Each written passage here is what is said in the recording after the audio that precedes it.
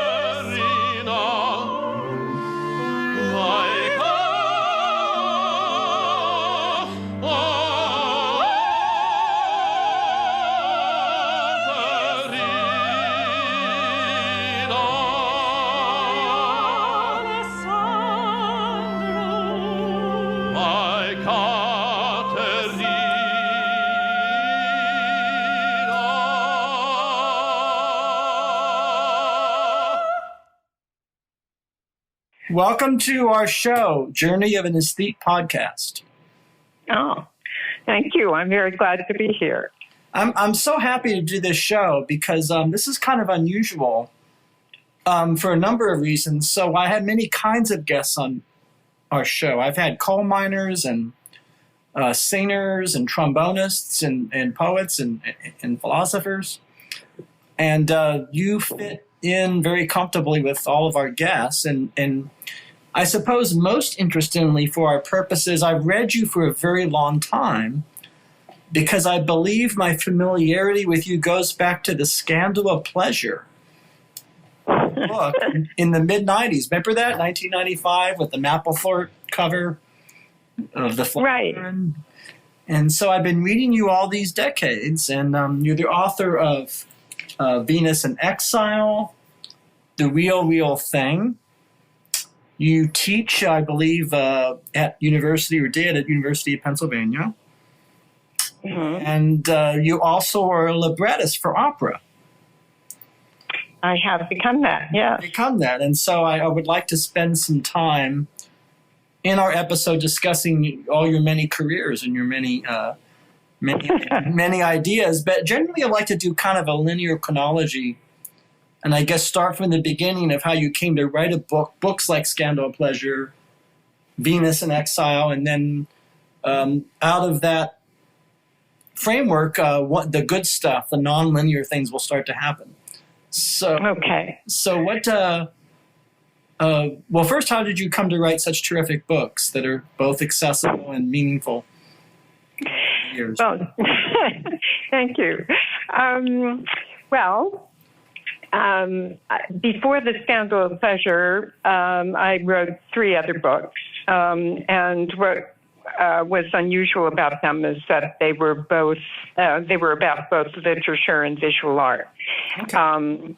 So, I was trained as an English professor, an English scholar, and taught in English departments and so on. But my dissertation was on Gertrude Stein, oh, wow. And she was really influenced by Picasso and a lot of other painters.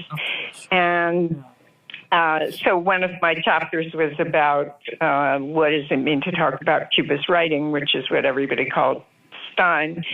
And that was the first time, but ever afterwards, I wrote about the connections between the arts.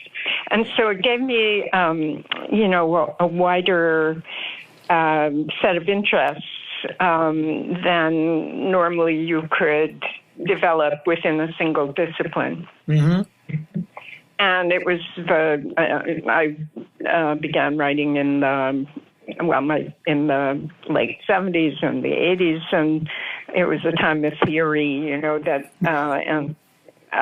I was very enthusiastic about that myself, and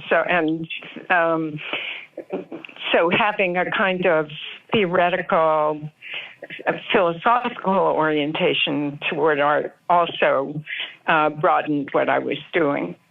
And I got to, so I wrote about all kinds of topics within the connection between the arts. And then by the beginning of the 90s, all of a sudden there was one scandal in the arts after another. Yes. Well, I think you're referring now to the culture wars, the first culture wars.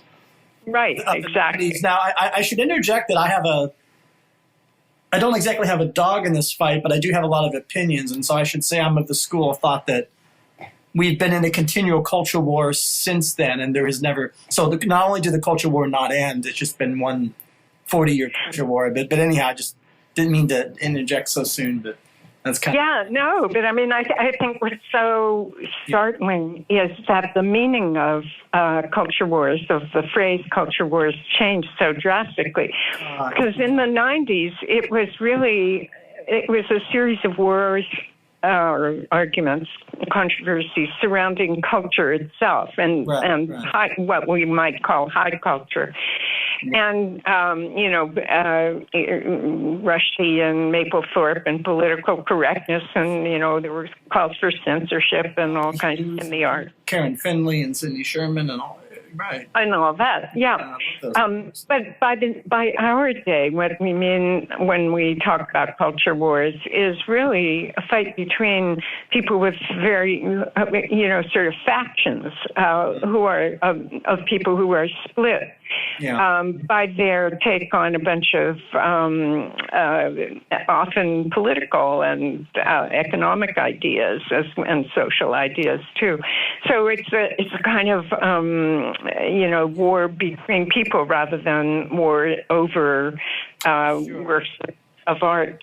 But anyway, I mean, it's interesting to think about that. And so I take your point that there is so some people often say the dramatic changes that the political right was very aggressive then, and that the political left is aggressive in the wars now. Mm-hmm. What I mean to say is that from my perspective as an aesthete, which is very contrary to both, it's all one thing. It just so happens that so for me it's less relevant who the players are. What's relevant is what's been consistent is the point of view that's been consistent is the idea that aesthetics is last or least important. And what is the most important thing is ethics, morality. Are we a good society or not? That's constant. It's just different. It's just that one day Pat Buchanan is getting upset, and the other day, I don't know, I don't know who it would be. Somebody's upset over a TV show or something, or over... Yeah, or Me Too, or yeah. Yeah, I see those. I mean, again, I don't want to. I guess maybe it's already offensive to say this. I see those as kind of in a way equivalent. Because from my perspective, an aesthetic object like a poem or a song or a network television show or a painting are fundamentally not things in the real world. Right? But that's the crucial point, isn't it? I mean, that was the point I was trying to make in the Scandal of Pleasure. That's right. That, and it's a kind of standard First Amendment argument about freedom of expression, because expression doesn't hurt anybody, according to me, at that time. You put a poem out into the world, and what does it do? What harm does it do? Well, there's no way to track it if it does do any harm, and because it's interpreted in 100 million different ways, it's unlikely that it has any particular effect. Or so that was my argument at the time. And I talked about works of art as thought experiments that That's right. That make our life better. And I've come to reconsider that idea, but it takes a few books to get there, or it took a few books. I can feel that you're doing that in your work, and so so I have a number of questions. So I really love these two books, Venus in Exile and The Real Thing. Now, Venus in Exile, which is before The Real Thing, you're discussing an actual sensibility, right? That wants to exalt asceticism, not aestheticism, but like the ascetic, monastery. Asceticism and ugliness, I think, are kind of at the expense of, Tom Wolfe's phrase, coziness and comfort. Remember when Tom Wolfe was wailing against Bauhaus architecture and the Bauhaus sensibility? He says, well, whatever happened to coziness and comfort or pleasure? So in a way, you're kind of making, of course, you're not aligned with Tom Wolfe, certainly, in any respect, I don't think. But the similarity is you do think that there was kind of your subtitle is The Rejection of Beauty in 20th century art. And there's many examples in that book. I mean, talk a little bit about, one of the most interesting things for me is in your first chapter, you pair Mary Shelley. We'll talk about that because it's absolutely fascinating, because I felt like, wow, Wendy Steiner. I was so excited to read this because I'm always on this show talking about the importance of the quotidian in daily life and convenience. And that's what Mary Shelley was doing. But anyway, I've spoken too much. Go ahead. No. I mean, I think Mary Shelley is in many ways a kind of foreshadowing of many things that I think are really important. She gave us one of, a myth that will last forever of the male creator as somebody who creates without caring. He creates only for the sake of his own ego, to prove that he can do it. And he does it out of, purely rational, intelligent ideas rather than passion or bodily substances or anything else that. Right. And as a result, the result of that is a monster. And a monster whom we should feel sorry for, moreover, not just, a monster that we should hate and fear and everything, but a monster who may, in a sense, be us, in that we are the products of kind of scientific sensibility, as she would have it, or an intellectual sensibility that has divorced caring from intellectual life and creativity. And what could be a better allegory of modernism? I mean, it was sort of. Yes. The impersonal, and militantly impersonal. That you shouldn't try to understand work in terms of its author's feelings or ideas or life or anything else like that. It was to stand on its own as a creation, and you should come to it without any of your own baggage either. Just suspend yourself. And you can trace all this pretty straightforwardly back to neoclassical aesthetics, Kant and people like that. And definitely Immanuel Kant, sure. Who? Well, it's interesting. I've had on my program an anarchist philosopher, John Clark, and I believe the first work he wrote was The Philosophical Anarchism of William Godwin. So it's interesting, the connections between things, isn't it? Think about William Godwin. Yeah. That is interesting. Anyway, so when I tried to,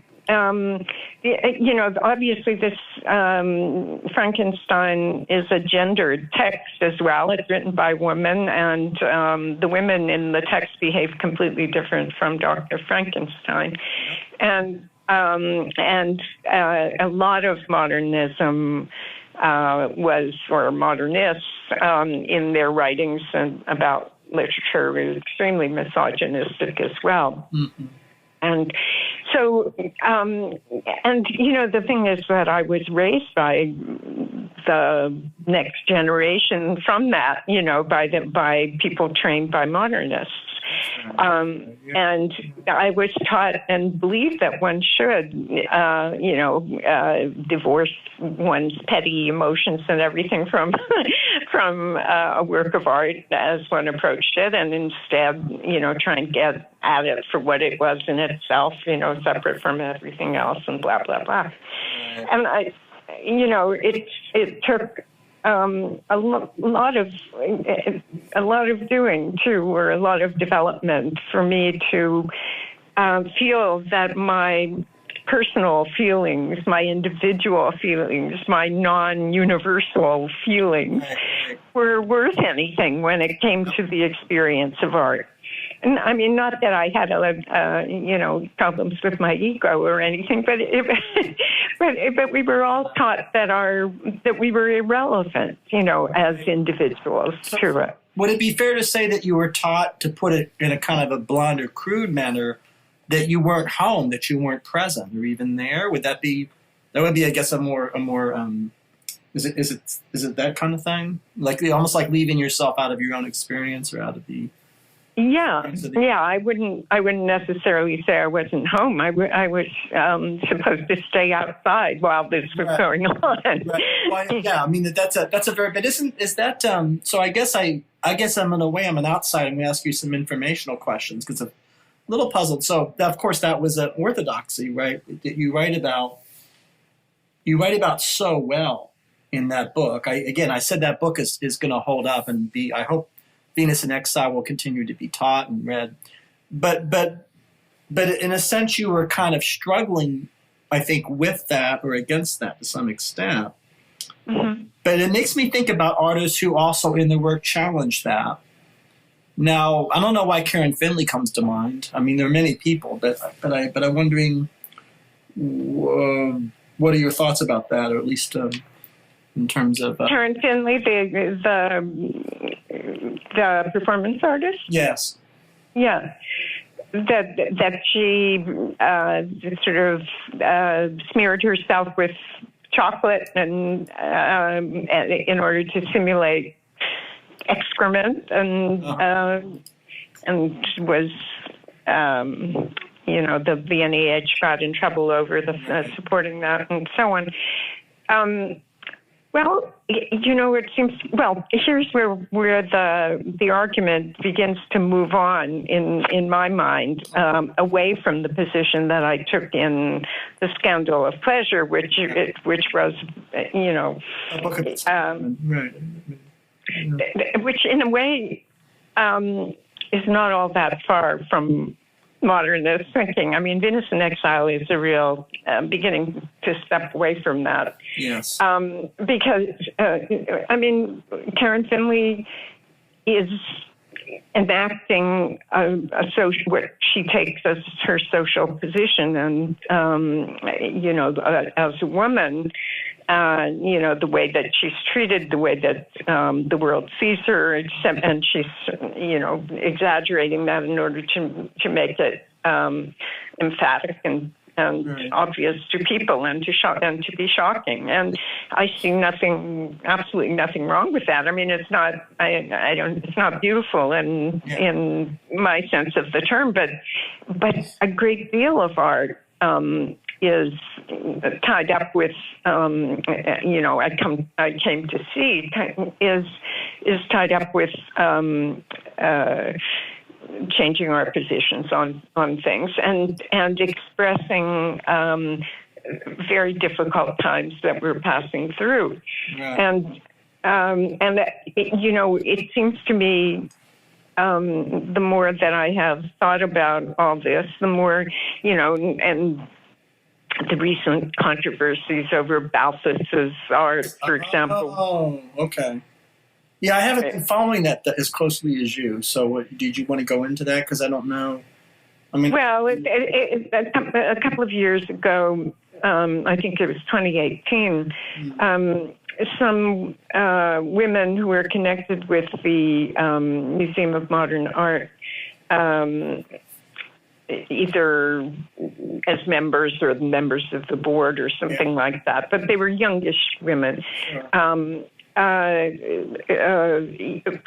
wrote a letter of protest to the museum saying that they thought it was unconscionable that Balthus's work should be shown because he made paintings of an underage model in what to them seemed a suggestive pose, and and so on, and that such. And this was sort of when Me Too was really heating up, and so it's an expression of many of the issues in Me Too. And their claim was that when institutions promote works like that, whether they promote the ideas in them or not, they are in effect giving a place to them, and that helps legitimize discriminatory behavior like absolutely. that. And I was asked to write an article about it, which I did for a magazine called Apollo, and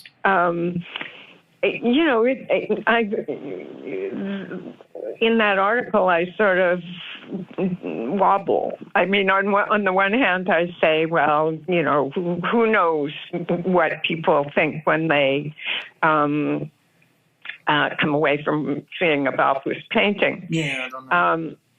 But on the other hand, how do we know that it is not legitimizing those kinds of ideas, and that they are detrimental to right to society? And I mean, that's a again, I make a separation between what I would call a public policy issue.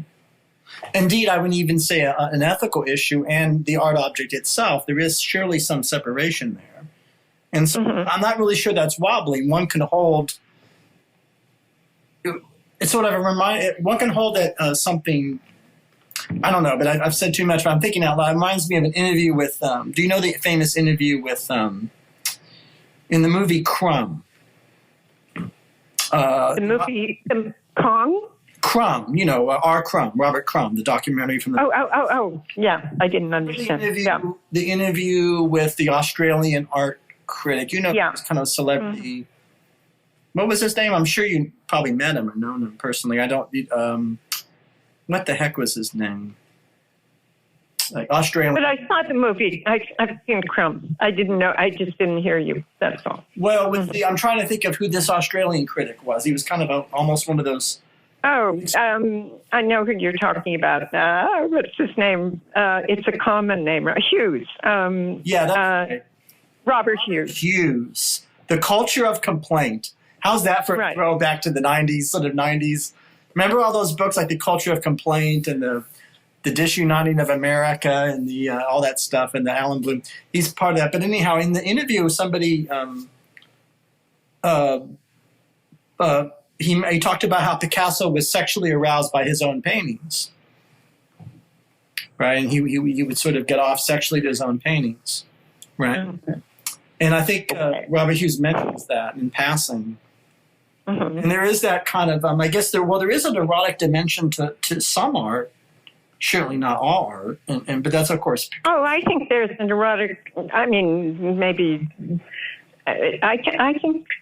Art is all of, that's what my position at the moment is, that art is a kind of shows you what you like, and it shows you to yourself in the process of liking. That's right. When you do like it. A lot of times you look at art and you couldn't care less.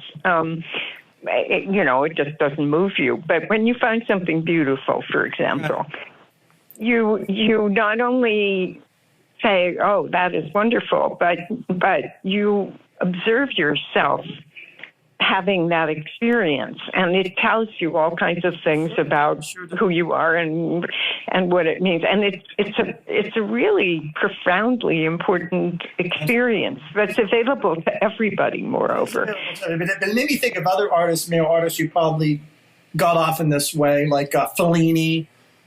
Fellini actually, in their diary entries, where Fellini talks about his masturbation to some of the co-stars in his films, and Picasso. I'm thinking about these. Fellini would be an example, certainly, right? Picasso, but I mean, it doesn't.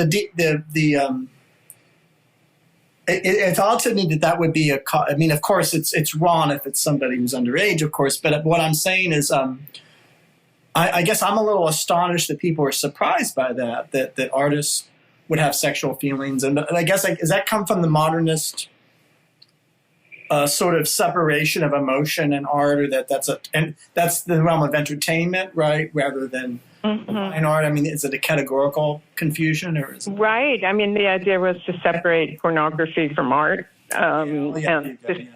and to separate disinterested interest from attraction.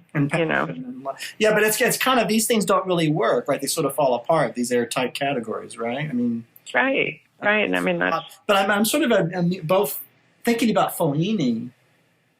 There's something sort of likable about Fellini, right? I just think of his name, so the pleasure he gets from the women in his films, there's something, I don't know, it's not offensive to me. But I suppose it could be offensive to other people, right? So you're right, people do differ in what they can accept. But then it raises the question of male heterosexuality itself, right? If that could be on trial or not on trial, or I don't know. I don't really know. I mean, these are complicated. Yeah, but I don't think it's... offensive isn't... I mean, Karen Finley is offensive to a whole lot of people. I mean, Picasso was offensive when he started making Cubist paintings. I mean, it's not the experience of being offended that is dangerous, or that must be eliminated, because otherwise, that would eliminate a great deal of art. It's a question of whether these some works of art legitimize by their presence in museums, which have a presence. That's the question, right? That's a difficult question, right? That I think you addressed that in this essay. Or do you want to talk more about how you, because I have not, unfortunately, I haven't read this piece. I try to read everything written, but I can't. No. Yeah, my apologies. No. I'm writing about this now, so I'm sort of in the throes of it in the new book. But I'm not entirely clear what I think about it.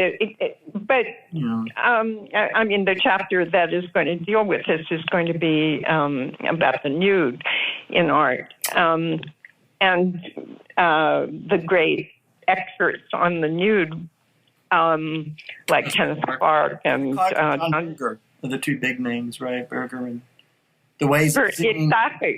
Exactly. Those are the two. And if you just start reading and what they're doing, and all of a sudden, this happens, I think, with a lot of people who write about the nude, they start revealing things about themselves that are so...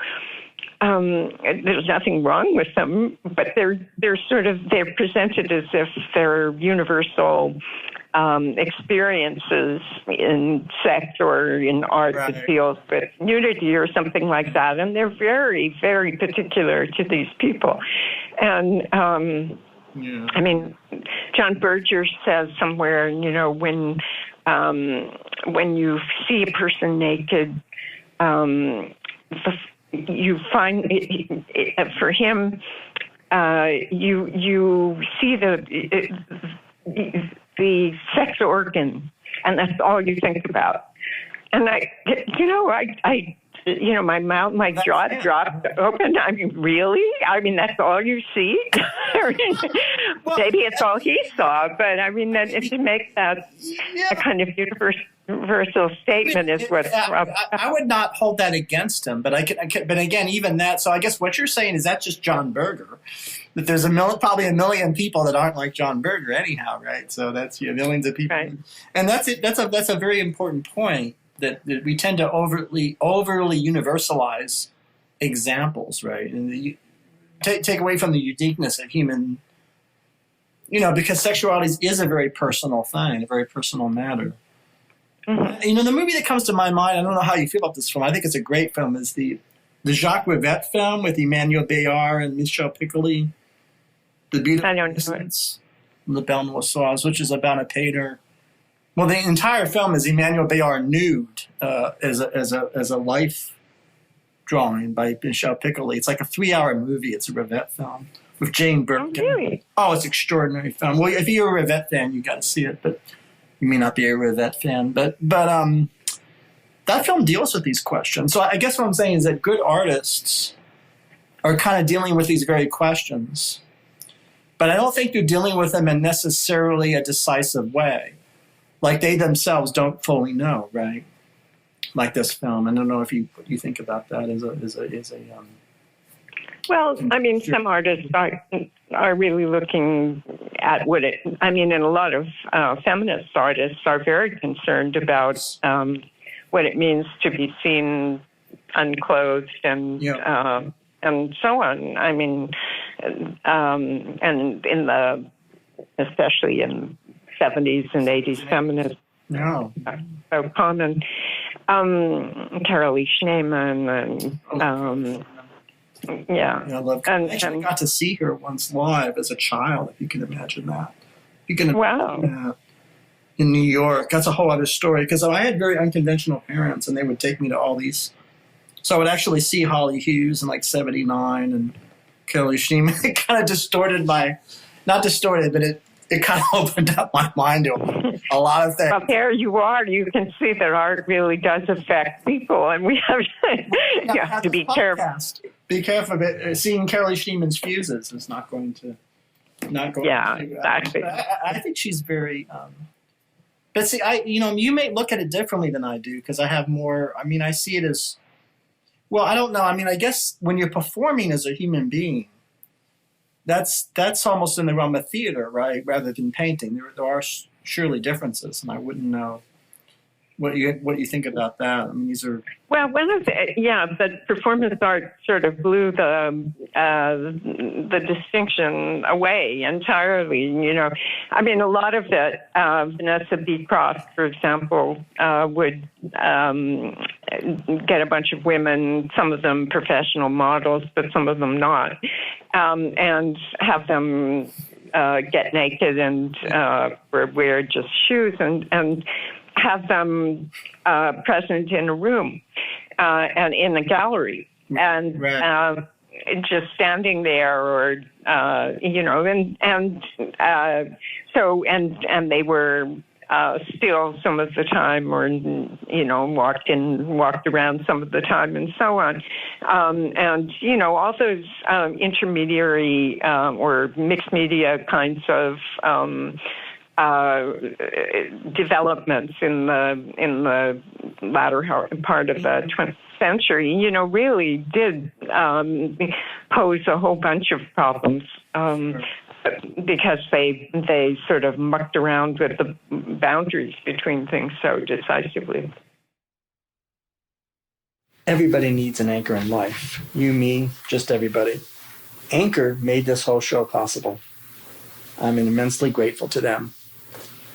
You too can use Anchor to make your own shows and create your own vision. Download the Anchor app or go to anchor.fm to get started. Yeah, that makes me think about your book, The Real Thing, which I was so excited to finally read. 10 years too late, probably, but in preparation for this podcast, I was just blown away by this book.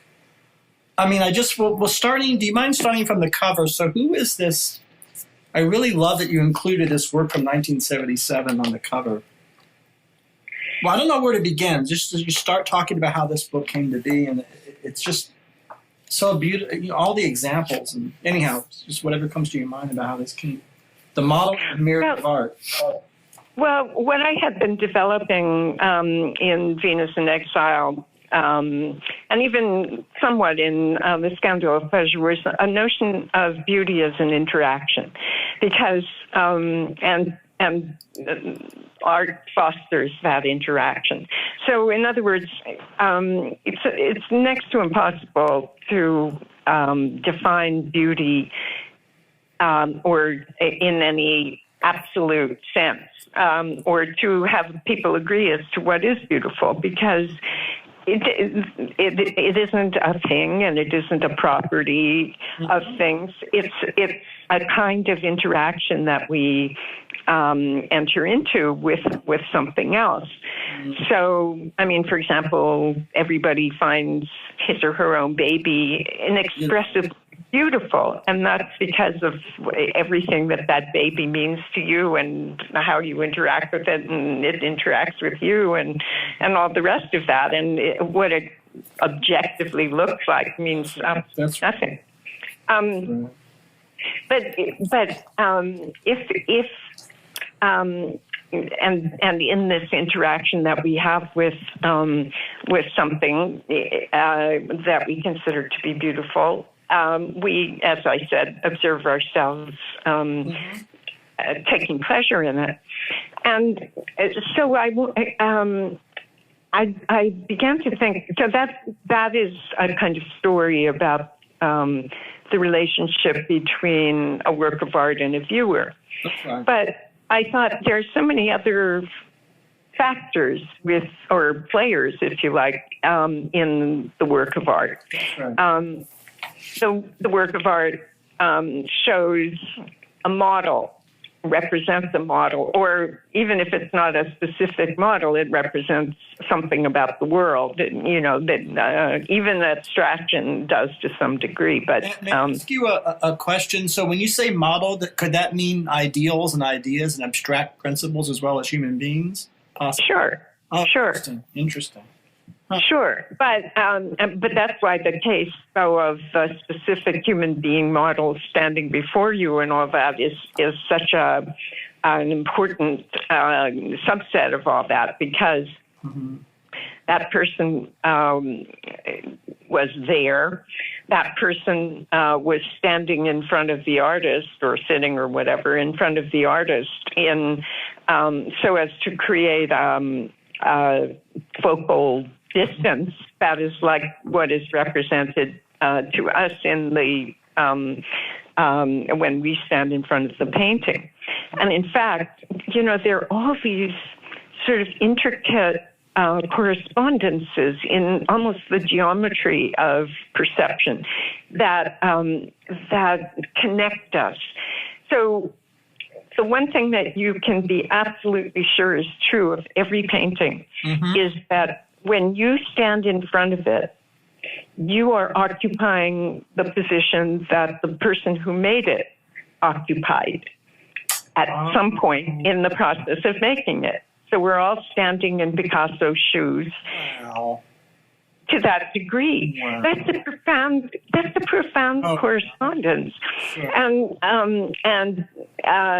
insofar as Picasso was looking at a particular woman or a particular model or a particular scene or whatever it was, we, by standing in his shoes, are virtually looking at that as well, and he gives us the aid of the picture that that sort of registers that moment or that experience of looking. So we are, we as viewers are connected not just to something, an image that moves us, but we are connected to a whole sort of set of relays of people and experiences of viewing. And, there are other things involved, the work, the artist, the viewer, the model, the situation in which the work, in other words, its context, is so important as well. I mean, the artist's studio is the context that he was in, and the museum or gallery or our living room is our context. And so those are the studio versus one of those is in a kind of situation of analogy. Or, in other words, their whole, and, another element of the situation is the code of painting, we might say, the history of art, the conventions of representation in art, and so on. And, if we're talking about Picasso, but any artist have a take on that. But we have a take on that as well because of our education, because what we know that artist maybe didn't know because it happened after he or she was dead already. So, there are all these floating correspondences that are not quite correspondences, but that create connections among all these aspects of what a work of art is and how it's understood. Mm-hmm. And it's and they go on multiplying. The more viewers there are who see the work, the more people who write about it and circulate their opinions about it, which enter into our sort of experience of what it is, and so on and so forth. And this sort of steadily multiplying set of interactions is what makes art so complex and amazing and socially significant. That's why I'm so happy to have you on my show. Like, my dream dinner table is Tracy Emin sitting next to Robert Hughes, sitting next to Hilton Kramer. Oh, God. Remember I told you I had my sort of save the world kumbaya. Yeah. So I'm half joking, of course. I'm not totally. But you see where you take my point. So I'm thinking about this in your book, Beecroft. Do you mind talking a little bit about her, Vanessa Beecroft, and then the Farrah Fawcett, recasting Pygmalion? Those are just two examples. Right. For those that don't know, talk about what those mean to you, or what those. Well, Vanessa Beecroft was the artist I was talking about a few minutes ago, the one who got either models or normal people who are not models, women, right. And had them take their clothes off and put them in a gallery and put a kind of rope around, to keep the audience at some distance, but not very much of a distance. And so these women, ordinary women, very often gave up their bodies to be seen. They gave themselves to be their appearance up to be known by other people in the context of works of art, because that sort of setting is where you get statues and pictures and so on. So they enacted that, and that sort of performance art. That's why I was saying that performance art kind of blew the roof off. A lot of distinctions. Yep, it did. I think it's fantastic. I mean, I personally have been. But then Keith Edmere and Farrah Fawcett, talk about that. I'm sorry. Interesting. Farrah Fawcett and Keith Edmere, the recasting Pygmalion. Yeah, well, I mean, they did a series of portraits of each other, photographs of each other, and they were lovers, and yeah. So, and of course, she was the model of all models, but on the other hand, this was a very personal kind of thing, and she became an artist in the process of it. And one of the things that I believe is really the case, is that in the process of modeling, the model, when we're talking about a human being as a model, that person is not powerless. Because even if the artist dictates the position that the model takes, and insists that the model sit there as long as necessary, and all the rest of it, nobody's appearance can be controlled by another person altogether, and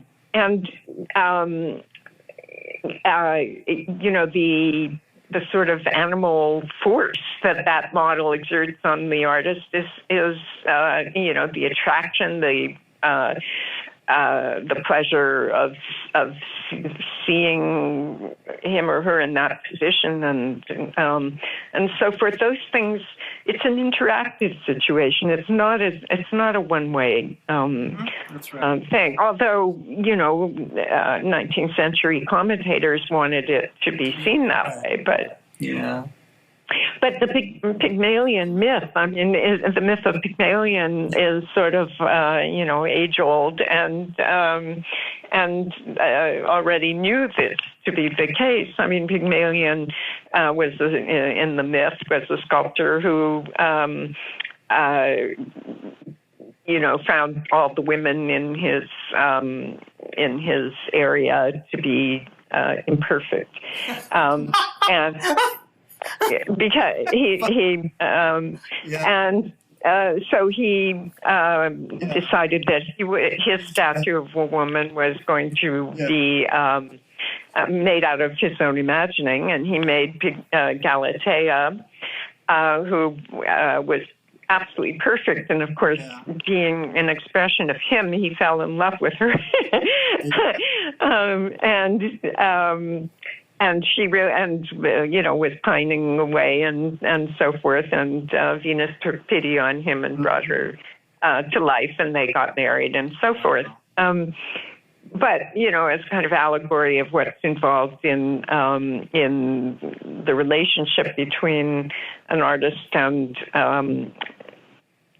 his model, or his art in this case. His ideal model is that process of seeing what you like, which is in a way what Pygmalion saw when he made Galatea, is tremendously powerful, and overtakes you, or can overtake you in that way. Well, I feel like we're back to we started discussing Mary Shelley. So in a way, there's certainly Mary Shelley's Pygmalion. Mary Frankenstein. There's certainly a connection there. Right. Well, I find. I'm sorry. Go ahead. No. Go ahead. Oh no, I was wondering because you're writing yet more books you're working on a book now on beauty. Do you mind talking about how you're developing your ideas into the present from these older books, and then after that talking about what it's like to write an opera? It's extraordinary to write an opera. I don't know. But anyhow, there's a lot to say. But whatever first comes to your mind about your current project. Well, I'll answer the first question. For the book that I'm writing now was I was inspired by my reading a book by Richard Prum, who is an ornithologist, an evolutionary ornithologist at Yale. And his book was called The Evolution of Beauty. That's a beautiful book. It's a beautiful book. I highly recommend that to our listeners. What is they should read it?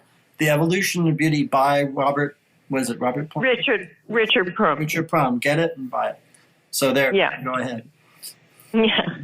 No, it's an amazing book, but it was amazing to me in particular because all the things that I had written about in my previous books, in a kind of speculative way, because after all, that's the best you can do as an aesthetician.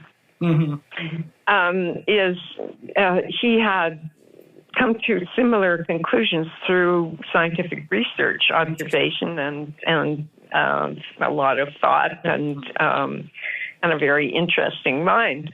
It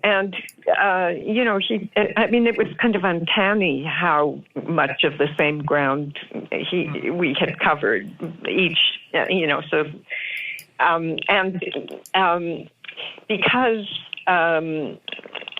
sexual selection, which is Darwinian sexual selection, which is what he was writing about, is in the animal world is so much related to female preference.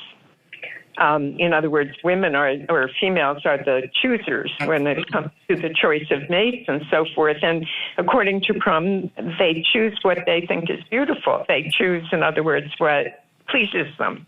He describes the choice of females in the animal world as an aesthetic choice, profoundly aesthetic choice. It's not about guaranteeing, survival skills or picking up strong genes or anything like that. And because, and human beings, of course, are more complicated because mating, men choose women, women choose men. Yeah.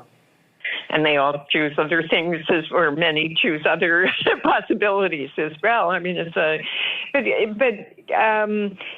but nevertheless, in a primordial sort of sense, women started out as animals, human beings started out as animals, and females did a lot of the choosing, at least, and depending on the evolutionary psychologist or biologists you talk to,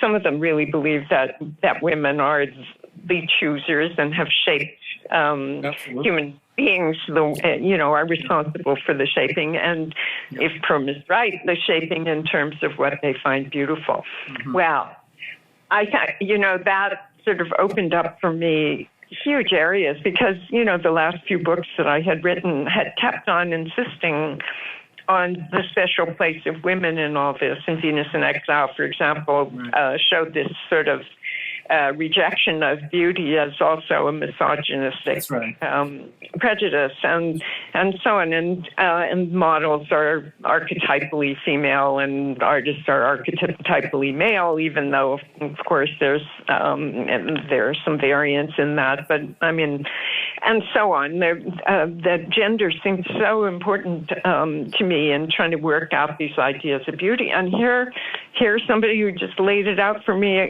left it on a plate for me to find. And so the book I'm working on is called The Beauty of Choice. Wow. And aesthetics and female agency is the subtitle. Wow. Yeah. So now operas are whole, they're not unrelated to all this, but they're a parallel development. Long time ago, let's see, when would it have been? In the late 90s, I was asked to teach a class because one of my colleagues got sick and they needed somebody to cover it very quickly, and everybody was covering all kinds of things for this person, but the person was a medievalist, so it was sort of, they used up all the medievalists and they started asking other people. And since we all are trained to teach all kinds of things we're not specialists in, but we don't talk about that too much. I stepped into a class that was about Chaucer, and I was allowed to choose any of the Canterbury Tales I felt for this class. And I figured, well, the Wife of Bath's tale, I remembered vaguely from graduate school that Wife of Bath was this interesting character and so on. But I didn't remember the tale. And the tale knocked my socks off. I mean, it was amazing. I taught it and I felt, it could have been written yesterday. Yeah. And, in 2 sentences, I can explain why. I mean, it's about a knight who has raped a maiden, and he's condemned to death unless he can find the answer to the question, what do women want most? Yeah. Yeah. And the course of his discovering this is sort of amazing. Mm-hmm. But, and so that it made a huge impression on me. And I began to think, well, what do women want most? I mean, in the story, the knight goes around on a quest for a year and asks a bunch of women what they want, and they all give him different answers. And I sort of started imagining what some of those answers might be for me, for example, or for characters in later literature, or people like Virginia Woolf or stuff like that. And before I knew it, not only had I sort of imagined answers that they would give, but those answers were in iambic pentameter lines, like Chaucer. And I thought, my goodness, what's going on? And I was writing lyrics, song lyrics. And once I realized I was doing that, I decided to keep doing it, and it eventually turned into my first opera. So in saying that I write operas, I mean that I write opera librettos. I do not write music, but the problem then was to find a composer, and since I had no idea how to do that, this thing sat around for a few years. And then I started picking. Right? You found two composers, right? What? Tell me about that. Well, I started taking music lessons later on, a few years later, and I eventually. I played the recorder, and my teacher, I eventually told my teacher about this libretto, and I showed it to him, and he got all excited, and he said I had to find a composer because it could be set for early instruments, and that would give him modern music for early instruments, and that would be cool, and so on.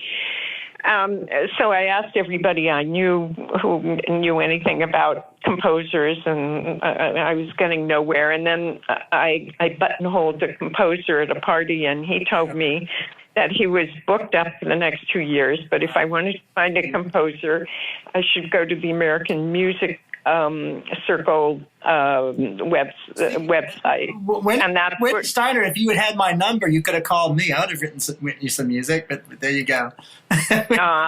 Well, so you could have saved me a lot of trouble. But on the other hand, out of this came Paul Richards, out of this search, and he is an absolutely spectacular composer at the University of Florida in Gainesville. And we have since gone on to write 4 operas, 2 of which are premiering this year. So now I'm going to try to tell the audience about these dates. That's important. So make sure that we include so that people know it's coming up. And so with this to this year, what is there a physical location, or is there a Well, one of them is called Mondo Novo, and because it's set in Venice in the 18th century, and it is being performed in St. Petersburg, Florida, in a couple of weeks, and in Vienna, Austria, in July. Because there's something called the Vienna Summer Music Festival, which is a training program for so-called young artists, who are opera singers in their 20s after they've finished conservatory, but before their voices have fully developed and they're employed by an opera company. There are a lot of these programs around, and they need new material to perform as well as the canon of opera. So they asked Paul Richards and me to write them a 40-minute opera with most of the parts for women, because most of the people in these workshops are women. And so it's going to be performed in those 2 venues, which is where it's going to be given. And then another piece called The Braided Light, which was a commission that Paul and I won from White Snake Project in Boston. And that's going to be performed in a program of short operas about religious festivals or celebrations in December. December. In Boston. In Boston, and if you're in Boston in December, you must go see Paul Richards and Wendy Steiner. A Braided Light. A Braided Light. Goodness. It's very beautiful, if I do say so myself. Are you going to take the trek down there in the winter to go down there? Of course, I wouldn't miss it. Maybe I should. I lived in Boston for 30 years. I no longer do, unfortunately. So maybe I should take that opportunity to go down there and see that in person. I would love that. That would be because I know that. I guess we're coming towards a conclusion, but I know you have a lot more you could say. Is there anything you want to say more about what it's like to work with one composer over so many works, or that relationship, or? Well, it is wonderful because talk about an interaction and an understanding and so on. It's so. I always talk about how when you write a libretto, you have to leave space for the music, and that's why librettos are different from stage plays and they're different from poetry. Mm-hmm. They're specifically meant to be filled out in different ways by the music, and Paul and I I know how to do that so that it works for Paul, and that's really exciting.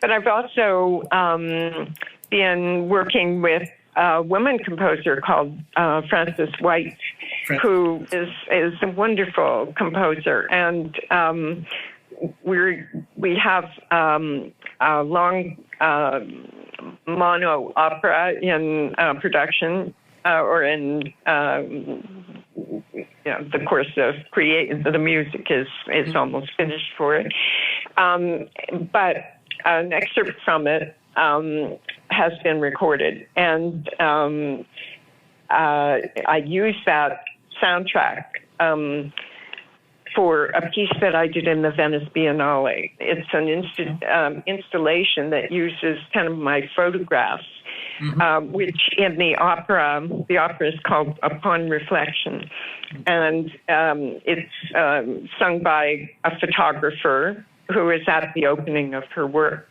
and so she's singing about the 10 photographs that are part of this installation, and she's present in Venice in this installation as a hologram with the soundtrack playing as she sings it.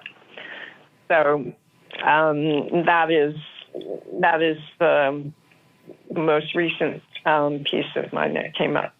I'm excited about that because I've often dreamed in my imagination a kind of an artwork combining all these things, and this very project, Upon Reflection, is kind of a realization of that, right? Because you have photography, you have music, you have libretto, and you have holograms, and that's really so excited to hear about that. That's wow. And that's what you're in the rehearsals of that now, right? There's on YouTube. There's or is it on YouTube? I guess maybe it's on the website of the of Partenio, who are the musicians who played in it. Mm-hmm. But they wanted to do a performance of a rehearsal in front of an audience in January, and COVID got in the way. So we videotaped that performance and added to it our conversation that we all held together about various things about it. So that's online as well. YouTube. Well, I'm going to try to draw a link to that when we air this episode. But I really, this has been exciting for me, and I really want to thank you for first of all, your generosity of spirit in coming on this podcast, but also your ideas, which are important, and also your prose, which, and this is a compliment, isn't afraid to be accessible. A general public can read it, which I think is important. I certainly look forward to your book on beauty. When do you have an idea of when that was going to? Well, I'm hoping it'll be the manuscript of it will be finished by the end of the year. Okay. So, yeah. That's excellent. Well, I want to thank you for all of this. And is there anything even good things like this come to an end? Is there anything you want to share with the audience or listener? Well, no. I mean, all I want to say is what a pleasure it's been, and how wonderful it is that you do this podcast and keep the subject of beauty in people's minds. It never leaves our minds, really, but it seldom sort of comes up to conscious thought in this way, and that's great. Thank you, Wendy Steiner. Thank you, and I look forward to people hearing this. Great. Oh, thank you. Bye-bye. Bye. I don't like goodbyes, so I'll see you soon, folks. Thank you.